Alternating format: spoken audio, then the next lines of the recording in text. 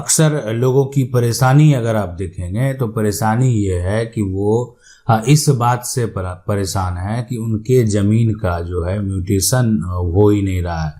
यानी आप कह सकते हैं कि उनके ज़मीन का जो है दाखिल खारिज जो होता है वो नहीं हो रहा है। तो नहीं होने का क्या कारण है, और अगर आपका नहीं हो रहा है तो आपके पास कितने रास्ते हैं? सबसे बड़ा चीज़ यही है, सबसे बड़ा सवाल यही है कि आखिर आपके पास और कौन से ऑप्शन है और कौन से रास्ते हैं, आपको क्या करने पड़ सकते हैं अगर आपके ज़मीन का म्यूटेशन नहीं हुआ तो।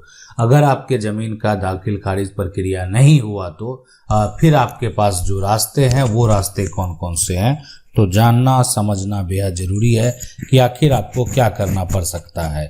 तो चलिए समझते हैं। सबसे पहली बात यहाँ पर जो देखने वाली बात है, समझने वाली बात है, और ये आप जो है पेपर का कटिंग भी आप देख रहे होंगे, ये कुछ दिन पहले का है। उसमें एक जो है स्टेटमेंट, यानी आप कह सकते हैं कि एक फैसला दिया जाता है जिसमें कि साफ साफ कह दिया गया कि महज दाखिल खारिज से संपत्ति पर मालिकाना हक नहीं मिलता है। तो आखिर आपको क्या करना पड़ेगा कि आपको अपने संपत्ति का मालिकाना हक प्राप्त हो जाए। तो ये बात आप जान लीजिए कि सिर्फ आप दाखिल खारिज आप करा लेंगे, म्यूटेशन करा लेंगे, अगर आप ये सोच रहे हैं कि म्यूटेशन करा के हम संपत्ति का मालिक बन जाएंगे, दाखिल खारिज करा के हम संपत्ति का मालिक बन जाएंगे, तो महज दाखिल खारिज से संपत्ति पर मालिकाना हक मिलता ही नहीं है। तो जब मिलता ही नहीं है तो आप मालिक कैसे बन जाएंगे? ठीक है। तो अब ये यानी मोहन राय है, मोहन राय की ये जमीन है और मोहन राय को कराना है म्यूटेशन, और ये इस बात से परेशान है कि इनके जमीन का म्यूटेशन कब होगा, कैसे होगा। ठीक है। तो यहाँ पर भी सुप्रीम कोर्ट ने साफ साफ कहा कि राजस्व रिकॉर्ड में जो है यहाँ पर साफ साफ ये है कि आप अगर राजस्व के रिकॉर्ड में जो दस्तावेज में अगर आप अपना नाम दर्ज करवा लिए हैं, उसके बाद अगर आप ये सोच रहे हैं कि आप संपत्ति के मालिक हो गए हैं, तो ये आपकी भूल है, ये आपकी गलतफहमी है। ऐसा नहीं होने वाला है। यानी म्यूटेशन करा के आप संपत्ति के मालिक नहीं बन सकते हैं। तो संपत्ति के मालिक बनने के लिए आपको क्या करना पड़ेगा, ये बात जरूर जान लीजिए। मोहन राय संपत्ति का मालिक नहीं बन पाया, तो संपत्ति का मालिक इनको बनने के लिए इनके पास क्या रास्ते हैं, क्या करना पड़ेगा, कहाँ जाना होगा, किससे मिलना होगा, है ना। तो ये भी बेहद जरूरी बातें हैं। तो सबसे पहला जो यहाँ पर समस्या है कि एक व्यक्ति जो है वो परेशान है कि जमीन का म्यूटेशन कब होगा। ठीक है। लेकिन वो म्यूटेशन जो करवा रहा है, तो करवाने का एक आधार होता है। आधार ये होता है कि उसके पास जो है एक तरह से रजिस्ट्री का डॉक्यूमेंट है। कहने का मतलब आप कह सकते हैं कि उसके पास सेल डीड है ना, यानी उसके पास वो डीड मौजूद है, जिसको लेकर जो है यहाँ पर वो उसको क्या कर सकता है, म्यूटेशन के लिए जो है अप्लाई कर सकता है। दूसरा, अगर उसकी कोई खतियानी प्रॉपर्टी है तो खतियान के हिसाब से। तीसरा, उसके पास जो है यहाँ पर बंटवारा का कागज है। चौथा, किसी की वसीयत है ना, वसीयत है। पांचवा, ये साथ में अगर मान लेते हैं दान पत्र है। ये सभी जो दस्तावेज है ना, इसके अलावा भी और कुछ दस्तावेज हो सकते हैं। तो ये सभी दस्तावेज एक प्रूफ है, आधार है। या तो सेल डीड आप दिखाएंगे या खतियान दिखाएंगे, बंटवारा का कोई कागज है आपका, जो एक तरह से बंटवारा अगर हुआ है परिवार में, तो वो प्रूफ तो आपको देना पड़ेगा। देखें, जो क्या हुआ नहीं हुआ वो प्रूफ सबूत के तौर पे तो आपको देना पड़ेगा। वसीयत अगर किसी का किया हुआ, वसीयत दीजिए। या मान लेते हैं कोई दान पत्र आपके पास है, दान पत्र दीजिए। तो ये जो सबसे बड़ा यहाँ पर सवाल है, बात है। तो ये एक आधार के रूप में जो है आप दिखा रहे हैं कि देखें मेरे पास ये सभी दस्तावेज हैं, और इस आधार पर जो है जो राजस्व का रिकॉर्ड है उसमें आप अपना नाम दर्ज कराना चाहते हैं। यानी आप जो राजस्व का जो रिकॉर्ड होता है वो एक ऐसा रिकॉर्ड होता है जिसमें कि आप अपना प्रूफ लेकर जाते हैं। रजिस्ट्री हो गया, आपके पास खतियान है, बंटवारा है, वसीयत है, दान पत्र है, या वासगत पर्चा है, या बंदोबस्ती है। बहुत सारे और सारे टर्म हो सकते हैं, देखें, जिसको लेकर आप जा सकते हैं। आपके पास सिकमी है। तो ये जो दस्तावेज सभी हैं जिसको लेकर, जिसको आधार मानकर जो है आप क्या करते हैं कि ये राजस्व का जो एक तरह से यहाँ पर रिकॉर्ड है, ठीक है, तो उसमें आप क्या करते हैं कि आप अपना जो है यहाँ पर नाम को दर्ज कराते हैं।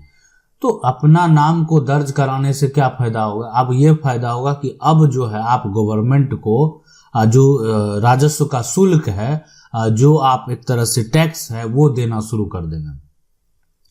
यानी आपने पहले दस्तावेज तैयार किया, आपके पास सेल डीड है, उसको सेल डीड के आधार पर आपने क्या किया, राजस्व के रिकॉर्ड में अपना नाम दर्ज करवाया। तो संपत्ति का असली ओरिजिनल मालिकाना हक उसी के पास होगा जिसके पास इन सभी दस्तावेज के साथ साथ जो है आप कह सकते हैं प्लस में एक तरह से राजस्व के रिकॉर्ड में, है ना, राजस्व एक तरह से के रिकॉर्ड में यहाँ पर देखें, बात करें रिकॉर्ड में जो है जमीन एक तरह से दर्ज है इन सभी के अलावा।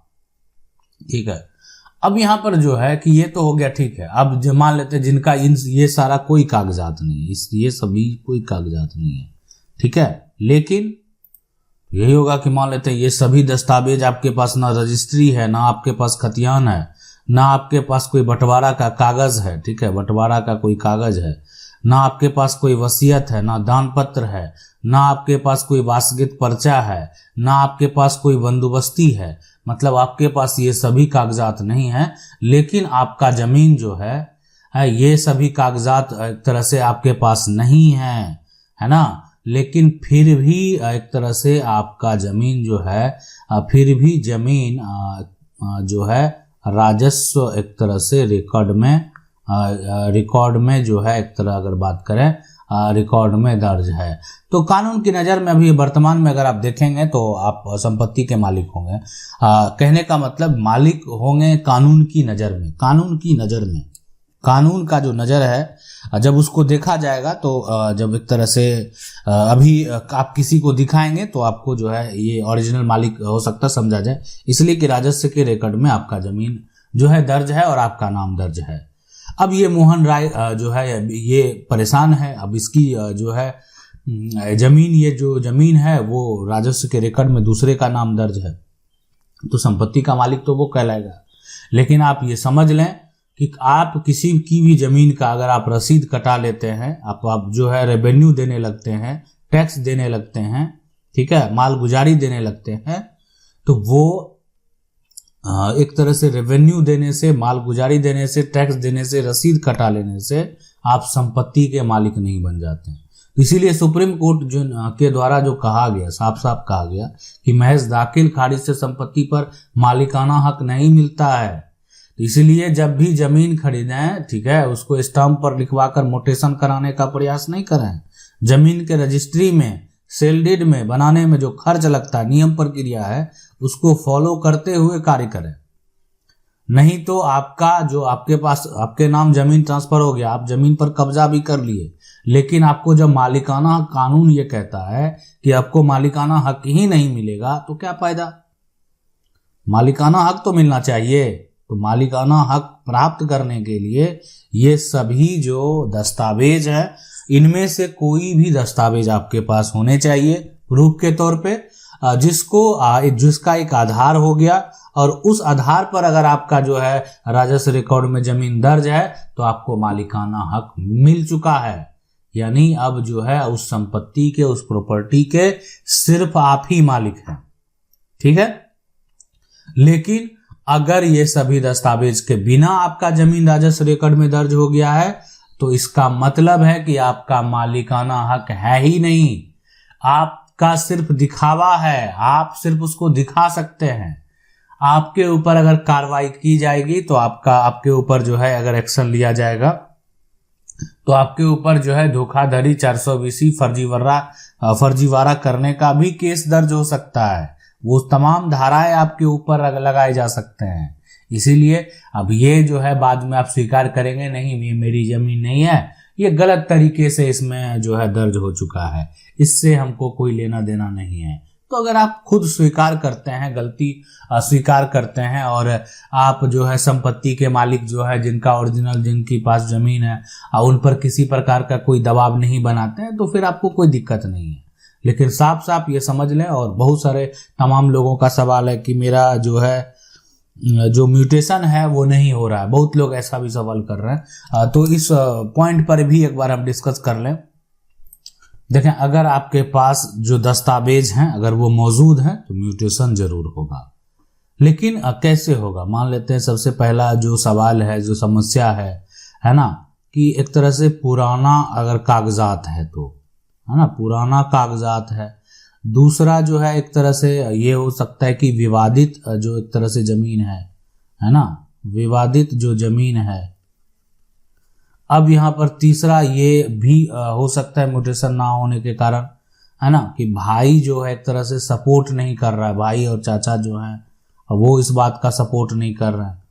तो ये सभी जो म्यूटेशन, या मान लेते हैं जमीन एक तरह से उस पर जो है रोक लगा हुआ है, ये कारण हो सकते हैं म्यूटेशन ना होने के। लेकिन हम आपको बता दें कि ये जो सभी पॉइंट हैं, अगर ऐसी समस्या है तो उस पर भी एक टॉपिक लाएंगे ताकि आपको हम बता सके कि आपको अगर जो नेक्स्ट स्टेप है वो क्या करना चाहिए। अगर ऐसा समस्या है तो आपको किनके पास जाना चाहिए, कैसे आप उससे जो है बाहर निकल सकते हैं। आशा करते हैं वीडियो अच्छा लगा होगा। वीडियो को लाइक जरूर कर दें, चैनल को पहली बार देख रहे हैं सब्सक्राइब करके जो बेल आइकन है उसको जरूर दबा लें। मिलते हैं अगले वीडियो में, तब तक के लिए जय हिंद।